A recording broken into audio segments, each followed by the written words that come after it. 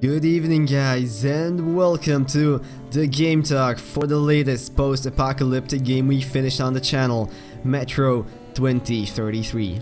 Now in case you are new to the channel or to this type of video and you have no idea what a GameTalk actually is, I highly suggest you check out the other GameTalks I have on the channel, most notably the Limbo GameTalk, where I go over what kind of structure these videos will follow and what is going to be happening during these videos.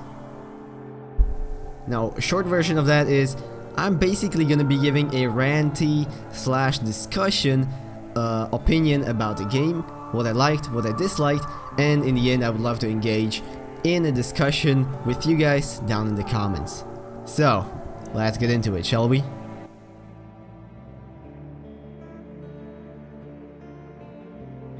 Metro 2033 is a first-person shooter developed by 4A Games and initially released on March 16, 2010, based on a novel by Dmitry Glukhovsky with the same name, which can be found in several places throughout the game. Coming into this, I only knew that the game has taken heavy inspirations from the Stalker series, which are some of my favorite games of all time, so I had fairly high expectations. And, of course, I had played Metro Last Light before, because, well, screw the timeline, right? So, let's take a look at this dark and gloomy world, and see if it's actually any good. The story takes place in post-apocalyptic Russia, specifically Moscow, which has become uninhabitable after a nuclear war broke out, and now the only surviving humans have taken shelter in the countless metro tunnels, which run underneath the city. Here, they have established some sort of colonies, which sometimes don't exactly like each other, but for the most part coexist neutrally. We take on the persona of Artyom, a nobody from one of the stations with an obsession with collecting postcards, who somehow knows everyone and is known by everyone even though he really isn't of any importance in the station whatsoever. Artyom, I met a trader selling old postcards of New York City. I thought of your wall. Whatever.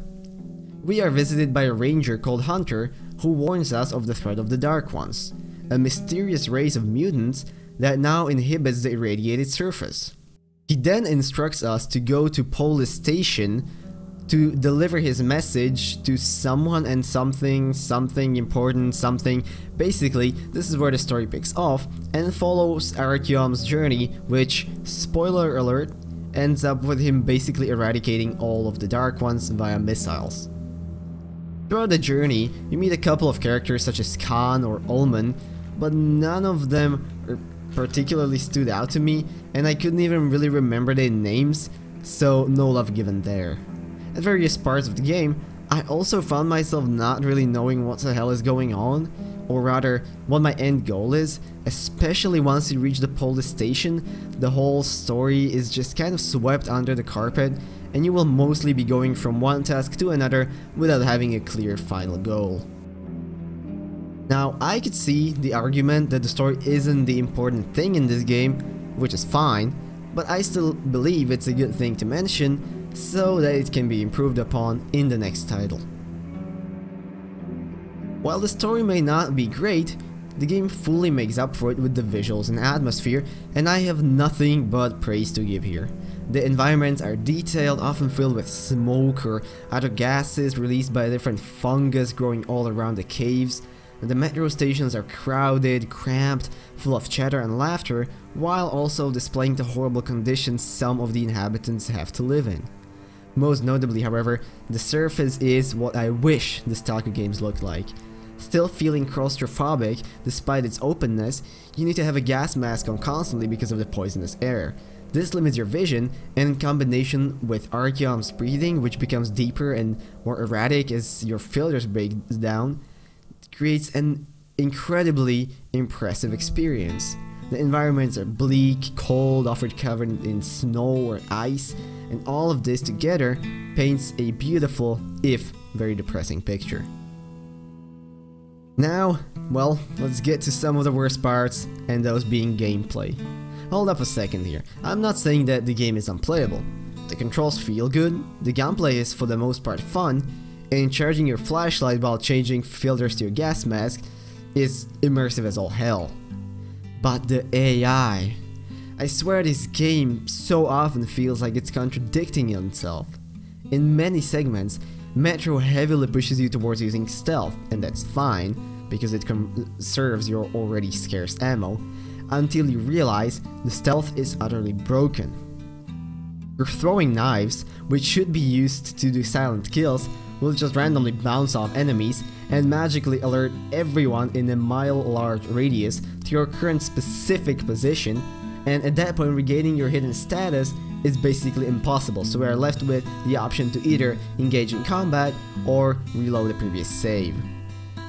Now, engaging in combat would be fine if the broken mechanics didn't carry over to this too. Enemies will use the crappiest weapons but still hit you with a laser perfect accuracy from the other side of the freaking universe, where your bullets just randomly bounce all around the place. The worst part still is you die after 2 or 3 bullets, sometimes even getting one shot. Many times you will start a gunfight only to be headshot by an enemy with a pistol or a shitty machine gun from the other side of the tunnel, who you didn't even know was there because of all the smoke and debris in the air. And as immersive as that may be, it makes it no less frustrating when Artyom doesn't really seem to get any stronger as the game progresses, but the enemies sure do. For f***'s sake, I swear to living God. Oh, you have got to be f***ing kidding me right now. You have got to be f***ing joking. I'm not really gonna touch on the mutants, as they mostly serve as moving bullet sponges. However, credit where credit's due, the librarians were freaking awesome. So, to conclude this game talk, Metro is a good game. What ruins it in my opinion are the parts where the game mechanics simply don't work. Most notably, the Frontier or Warzone or whatever it's called, basically the part where the Nazis engage with the Soviet group and you are forced to sneak right through. Those are, in my opinion, some of the weaker parts, but other than that, the game is atmospheric as all hell, looks amazing, and the story is interesting enough to keep you around for those approximately 10 hours it will take you to finish this game. In my opinion, it is worth the money it costs, even better if you manage to get it during a Steam sale. I can't vouch for the new Redux version because I don't own that one, but as far as I understand, it simply ups the graphics for next gen consoles, so it might be worth your while to check that one rather than the original version.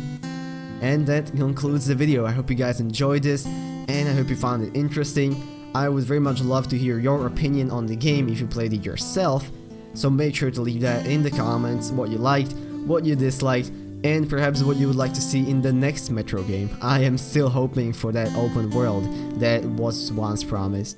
For now, hope you guys enjoyed this video. If you did, make sure to check back in for more, as I will make sure to deliver more. I wish you guys a better rest of this evening, and I will see you in the next video. Bye bye.